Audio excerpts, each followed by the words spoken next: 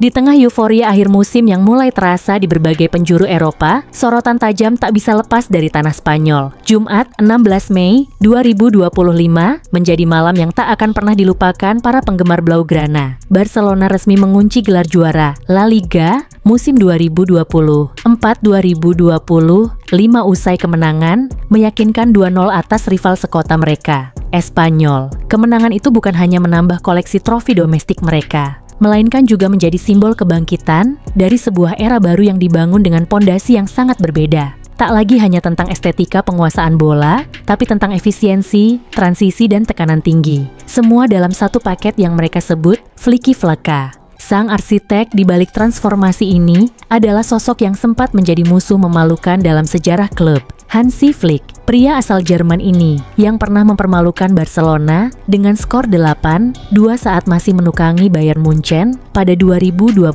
kini menjadi pahlawan di sisi yang sama dari lapangan.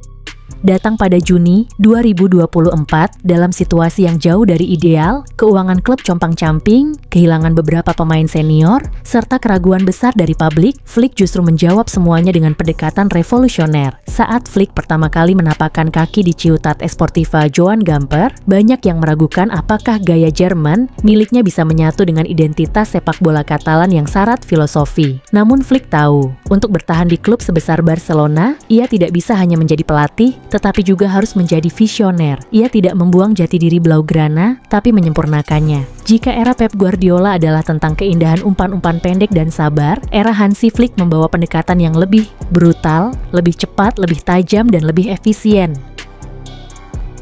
Data menjadi saksi nyata perubahan ini. Barcelona mencatatkan rata penguasaan bola sebesar 58% per pertandingan, masih menjunjung tinggi warisan tiki-taka. Tapi perbedaannya terletak pada arah bola dan tujuannya. Bukan lagi dominasi posisi, melainkan dominasi hasil. Dengan expected goals, XG, tertinggi di La Liga musim ini, yakni 2,4 per laga, serta catatan kebobolan paling sedikit, yaitu hanya 0,8 gol per pertandingan, Flick membuktikan bahwa estetika bisa bersatu dengan pragmatisme. Sorotan tajam juga tertuju pada keberhasilan Flick dalam mengadopsi dan menyempurnakan gegenpressing. Konsep menekan lawan segera setelah kehilangan bola yang sebelumnya dipopulerkan oleh Jurgen Klopp di Dortmund dan Liverpool. Tapi di tangan Flick, pressing ini bukan hanya alat bertahan. Ia adalah senjata serangan. Dan di Barcelona, sistem ini mengalami adaptasi cerdas. Pemain muda seperti Lamine Yamal dan Pedri menjadi tulang punggung dalam menjaga intensitas. Mereka punya kecepatan, stamina, dan yang terpenting, kemampuan teknis untuk mengeksekusi tekanan sekaligus menciptakan peluang.